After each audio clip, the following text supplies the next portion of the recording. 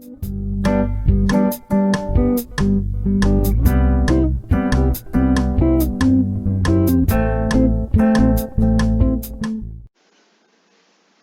everyone, welcome to my channel. This is Ria and this is the fourth part of the chapter Aggregate Demand and Related Concepts.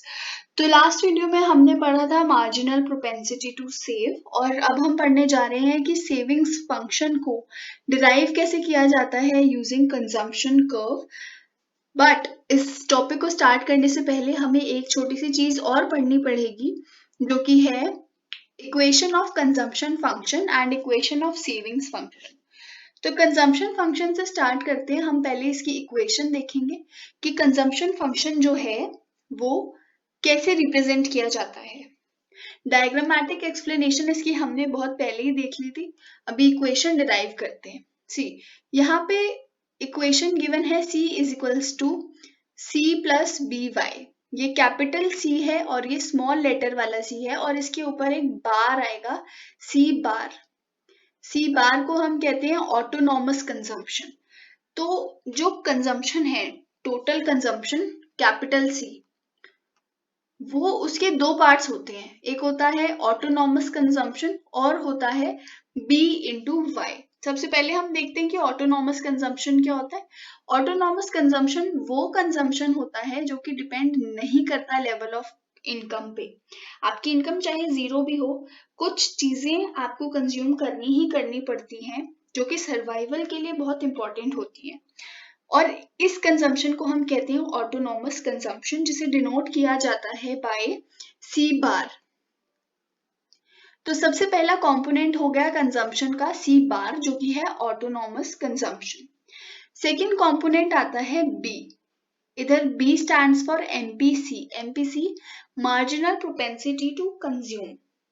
अगर आपको नहीं पता है कि marginal propensity to consume क्या होता है, you can go and watch a video on this topic. और मार्जिनल प्रोपेंसिटी टू कंज्यूम यानी कि आपकी इनकम में चेंज आने से आपकी कंजम्पशन में कितना चेंज आएगा, इसे हम मल्टीप्लाई करते हैं बाय इनकम। ओवरऑल आपकी जितनी इनकम है उससे मल्टीप्लाई करते हैं। अब इन दोनों को ऐड कर देते हैं सी बार प्लस बी इंटू वाई, तो हमारे पास आ जाता है कंजम्पशन। ये है कंजम्पशन फंक्शन की इक्वेशन। और नेक्स्ट आती है सेविंग्स फंक्शन की इक्वेशन जो कि हमें थोड़ी छोटे से स्टेप्स को फॉलो करके डिराइव करनी पड़ेगी। तो we know that y is equals to s plus C. हमें पता है कि इनकम किसके इक्वल होती है, income is equal to s plus C, savings and consumption के इक्वल होती है। इन दोनों को ऐड करते हैं तो हमारे पास इनकम आती है। अब इस इक्वेशन को हम कैसे लिख सकते हैं, अगर हम s को लेफ्ट हैंड साइड पे ले जाएं और y को राइट हैंड साइड पे ले जाएं तो हमारे पास ये इक्वेशन आ जाएगी s is equals to Y minus C. अब ये हो गई आपकी सेविंग्स की इक्वेशन, लेकिन ये बहुत बेसिक है, इसमें कोई भी डिटेल नहीं है। जैसे कंजम्पशन में हमारे पास एमपीसी का रोल है, हमारे पास ऑटोनॉमस कंजम्पशन का रोल है। तो उसके लिए हम क्या करेंगे, हमारे पास यहाँ पर कंजम्पशन फंक्शन की इक्वेशन है जो हमने ऊपर डिराइव की थी। अब इस कंजम्पशन की वैल्यू को, जो हमारे पास कंजम्पशन की ये वैल्यू है, इसे हम पुट कर देंगे इधर इन इक्वेशन 1। मान लो ये इक्वेशन 1 है। अब कंजम्पशन की जो वैल्यू है हम उसे इक्वेशन 1 में पुट कर देंगे तो हमारे पास आ जाएगा s is equal to Y minus ये c की value, where this is autonomous consumption, b is MPC and y is income. अब इसको हम ब्रैकेट्स को ओपन करेंगे और y को हम कॉमन लेंगे तो s आ जाएगा equal to minus c plus 1 minus b into y. इधर माइनस सी क्या है, माइनस सी है डिससेविंग्स। डिससेविंग्स कब होती है, जब आपकी इनकम जीरो होती है तब कंजम्पशन, ऑटोनॉमस कंजम्पशन का खर्चा आप डिससेविंग से देते हैं, यानी कि या तो किसी से बोरो करके या फिर अपनी पुरानी सेविंग्स में से पैसा निकालकर आप अपनी कंजम्पशंस को फुलफिल करते, अपनी कंजम्पशन को कंटिन्यू करते हैं। तो यहाँ पर सबसे पहला सेविंग्स का कंपोनेंट आता है माइनस सी बार यानी कि आपकी डिस सेविंग्स। ये भी तो सेविंग्स में हम शो करेंगे ना कि सब्ट्रैक्ट किया जाएगा डिस सेविंग्स को सेविंग्स में से। और दूसरी चीज यहाँ पर आती है वन माइनस बी। अब ये वन माइनस बी क्या है?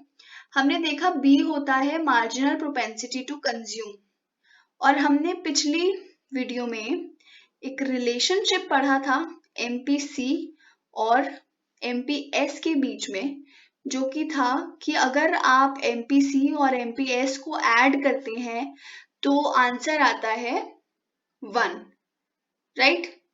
अब यहाँ पर एमपीसी अगर बी है तो एमपीएस होगा 1 माइनस बी, और यहाँ पर 1 माइनस बी गिवन है, 1 minus b is MPS, MPS into y. ये हो गई आपकी savings function minus c bar यानी कि डिस सेविंग्स जो कि हम सब्ट्रैक्ट करते हैं, प्लस 1 माइनस बी यानी कि MPS marginal propensity to save into y यानी कि इनकम। तो this is the final equation for savings function. अब हमने ये देख ली बेसिक सी चीज, इसमें आपको कुछ नहीं करना, सिर्फ और सिर्फ इन इक्वेशंस को मेमोराइज करना है। ये इक्वेशंस आपको याद होनी चाहिए कि क्या इक्वेशन होती है। नेक्स्ट अब हम देखेंगे derivation of savings curve from consumption curve. यहाँ पर हमारे पास कंजम्पशन कर्व गिवन है, एक्स एक्सिस पे हमारे पास इनकम है, वाई एक्सिस पे कंजम्पशन है। ये हम डायग्राम पहले देख चुके हैं।